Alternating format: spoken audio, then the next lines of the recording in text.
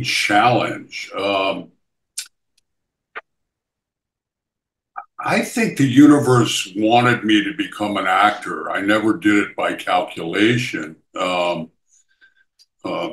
Now, that may be fondly remembering that period. What happened was I ended up starting a theater company because I wrote a play. I had a career as a journalist and an advertising writer, which is a fairly high level in New York. I worked for about every magazine and most of the ad agencies, and then uh, took a break from that to write a novel, and ended up sharing a house with an actor who was becoming a big Broadway director, a guy named John Tillinger. And so I became his assistant director on a number of shows because I was just looking to do things other than just advertising writing and journalism while I was writing this novel. And as a result, instead of writing a novel, I wrote a play, and the play got produced in the East Village of New York. And I was asked to join theater companies as the play selector, the literary manager. And of course, because I was big and had a good voice and stuff, they started sticking me in acting parts, and which was a lark and fun. And the great thing about starting your own theater company is you can invite agents to see your work. And if they don't come on the first play, they come on the second play or the third play. And it sort of took off. Eventually, I got an acting job at a very prestigious theater uptown. And everybody in the business went to that theater. It was called Second Stage, and it just took off. The chief challenge, I don't remember as being really challenged. It was almost like it was meant to be by the universe. The chief challenge is always to, I think, is to make Hollywood accept you as someone who doesn't just fit into a tiny little box. I think that's the challenge for everybody. And also because it's a very competitive environment in sheer numbers, to really you're competing against yourself. The chief challenge is, how do I make my work as brilliant as possible whenever you're doing it, whether you're writing or doing a podcast or acting or being a doctor or a firefighter. It's how do I carry out the most brilliant work that I can that's relevant and fun and has some positive effect, at the same time dealing with the institutional fabrics of whatever you're dealing with. We deal in Hollywood with a very, very strong, and I have some sympathy for it because they have to make decisions very swiftly. So they make decisions that are based on what the easiest decision is sometimes. Not always. There's a lot of really great creative people here who work incredibly hard. It's really much more work than people realize. I think, people think of Hollywood and they think of glamour and sunglasses and hot women and hot men, but the people who succeed are the ones who really are knuckle down and, in my case, write, direct, produce, find money for films, teach sometimes. I haven't done that for a while, but I love teaching for a while, and it's a never-ending cross-discipline process.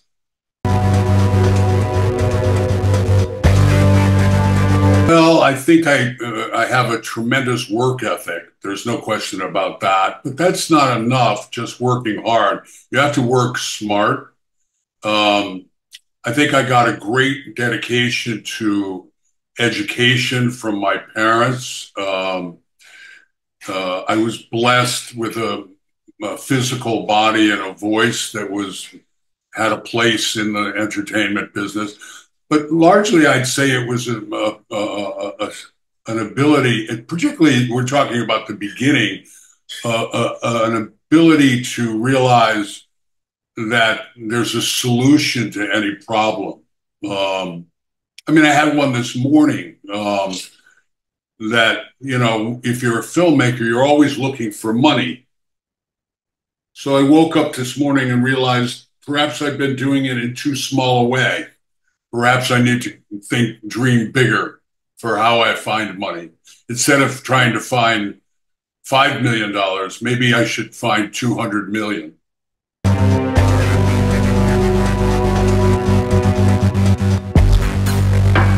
Well, when I was a child and when I was growing up, I'd say teenager stuff, what are you motivated by? I was motivated by finding women and getting enough money to go out with women. I was motivated by just experiencing life in less of a non-strategic way, just gobbling up moments. And I don't think that's a bad thing. I think but you have to, if you want to succeed in any kind of large-scale intellectual matter or a business endeavor, I think you have to think in terms of strategic movement as well. I'm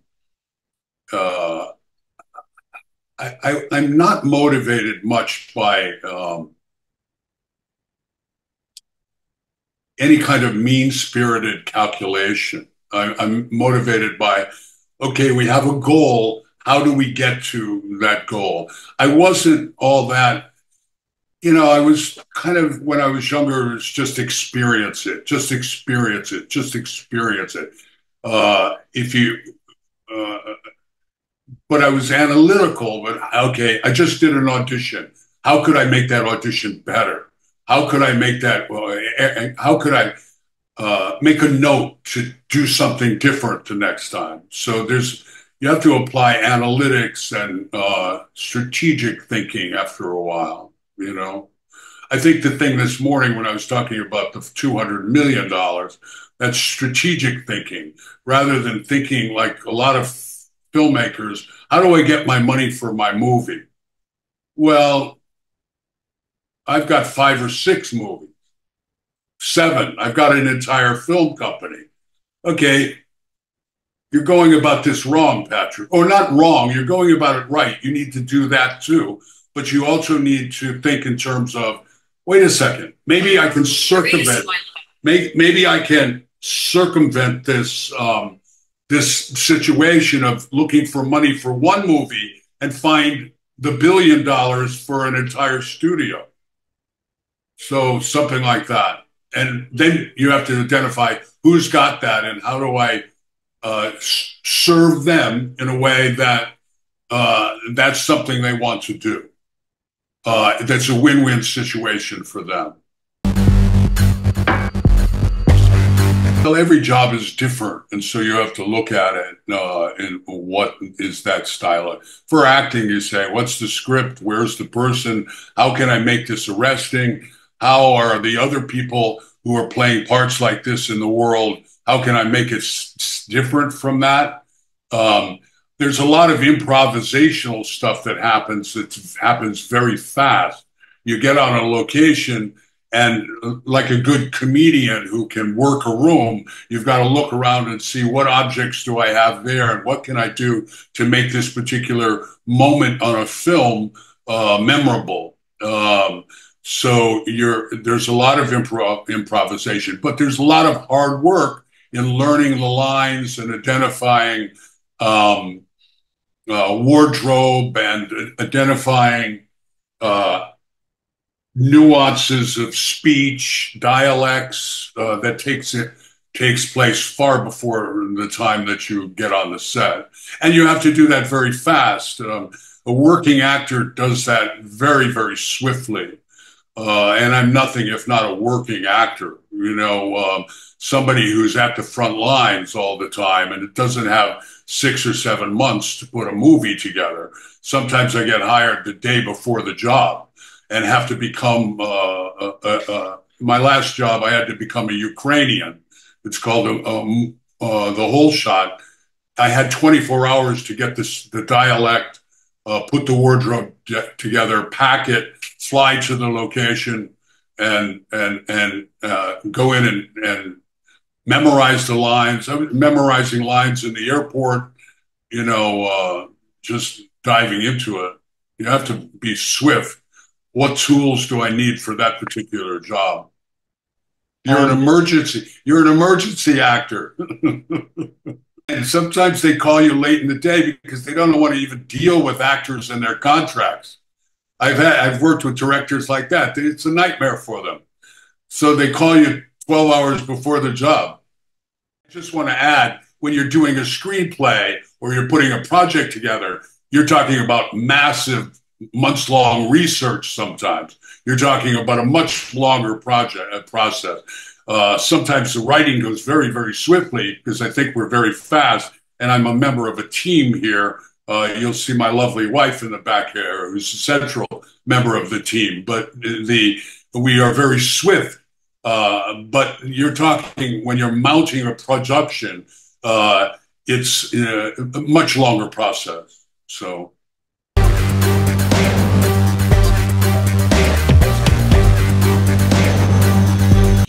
Manuel, my friend, what I'm trying to do is make all of it joyful. I don't always succeed, but I think that's the central choice we have to make in life.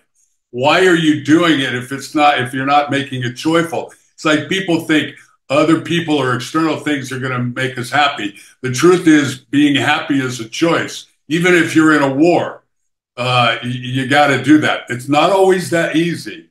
And, when things are, if you're writing, directing, producing, and acting in a movie, and decisions are coming at 90 miles an hour, then, but you should try to do it joyfully. And I've learned that by hard lessons. Nobody is served by anger, served by losing it. That doesn't mean that doesn't happen. It does, but you really have to try to be joyful every moment of your life. For God's sakes, that we don't have that many moments in life, even if you live to be 200 years old. It's just a short time.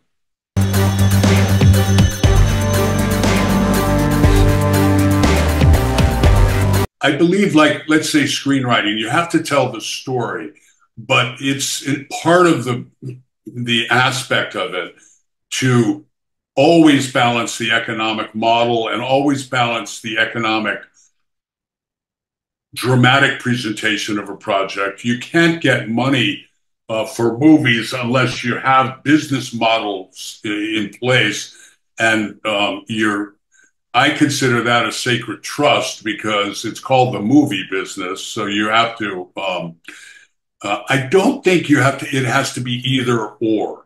I think the creative process of those two things, the cinematic power and the business model, the meeting of them in this wonderful place is the central thing that you're aspiring to.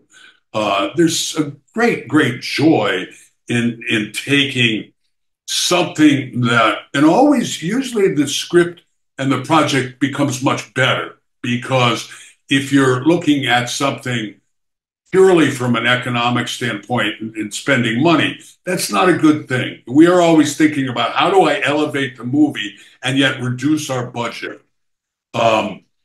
Because then you're going to return the money to the investors really swiftly and get into profit as quickly as possible. I think the major problem with a lot of projects is that there isn't that very, very strong charismatic, I call it charismatic producing, where you really are honing in on, how do I make the movie better, but how do I reduce the budget? You have to do that in your own life. You don't want to be hamstrung all the time by thoughts of economics and stuff like that. That's not a good thing. But you certainly need to consider money as a person, as a filmmaker, as a person functioning on the planet. And I don't think there's anything wrong with that. God in the universe gave us the abilities to be a balanced human being in what we're doing. Runaway productions is not what I aspire to at all economically. It's not a good thing.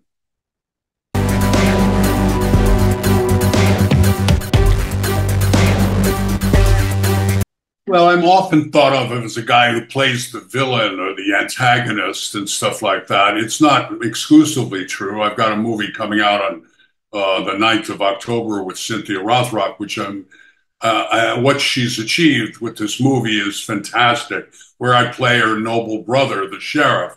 So,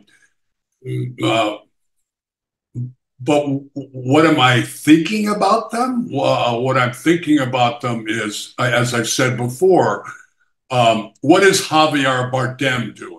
What is Alan Rickman when he was alive doing? What is the guy in Horizon, who's a young guy who gets shot in the first movie, but's a brilliant villain? What are those guys doing so that I can do something that is either equal to them or surpasses? It's not surpasses, because I don't believe we surpass things, but so that I'm offering something additional to that. That's what I was doing. Characters are very complex. They're not all good. They're not all bad. They're vulnerable. They're stuff like that. And so I try to mix in different colors and things to what you're doing. There's a lot to be said for diabolical evilness, but there's also putting colors and moments of vulnerability to moments of emotional feeling for a villain. Moments of humor, moments of kindness, even for something. I mean, let's think about Hitler. Hitler loved his dog, but he killed his dog with a cyanide capsule. It's one could say that he was pathologically evil on every level. However, he was capable of great kindness to his own dog, at least for a large portion of his life. Push came to shove, he was willing to sacrifice his dog for his own aggrandizement, for his own testing for poison. So I'm always looking for little colors, little shadings, mannerisms, wardrobe, speech pattern, glasses, whatever it is, so that you're adding something and offering the audience something that's different. That's they can take joy in, and perhaps take something into life that has some lesson with it, without being preachy. Now, for screenwriting, you're dealing with a multitude of characters, and you have to do the same process for 20 or 30 people in a script. And they're all different, and they're all coming from different places, and their all origins are different places. One of the reasons why streaming services, longer forms, are so attractive, because a writer can explore those background nuances and what made this person this play and stuff like that. You can do that a little bit more in a longer form. I mean, I was recently writing something for some characters in a scene in a World War II thing, and I swear to God, I loved all these people so much, I didn't want to leave them. But you've got to cut the scene off. You've got to move on. It's a rich process, and you need to be, how are they relating to each other? And again, back to the acting, you're also there in a moment-to-moment situation. So it's a communication, a dialogue with the other person. So you're responding off of what they're doing moment to moment. You're responding to the creative events that are going on in the world around us, because perhaps you're improvising dialogue and making up language that has stuff that is coming directly from, you don't want to date yourself because, or date the movie, but something that may have a relevance, that has a timeliness that people will recognize as something of our age, only of our age. So it's a interesting game, fun on a lot of levels.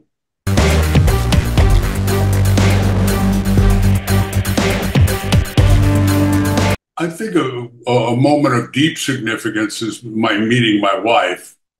Um, I've had a lot of great significant moments, and I should probably take more time to think about them.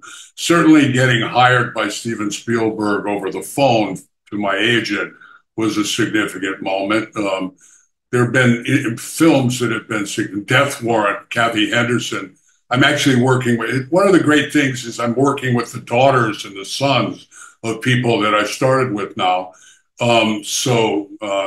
I'm working with Heather Henderson, who's Kathy Henderson's daughter, and Kathy was a very important casting director in my life, and she cast me in Death Warrant with Jean-Claude Van Damme. Getting the Under Siege 2 job was great because I was really going through a divorce and didn't have much money. And 12 hours later, I was in Colorado in a penthouse being paid a lot of money per week in a glorious Colorado in the fall. I call those epic Hollywood moments. You know, they kind of lift you up and you're taken out. You know, if you reflect on it, every moment of your life is of some significance. You know, even painful growth periods are very, very important. You know, an argument that you had with someone can be incredibly an experience for growth for both parties. So, yeah, those are a couple. Marrying my wife and being with my wife has been central to a lot of things in my life. So, the birth of my children, every moment with my grandchildren.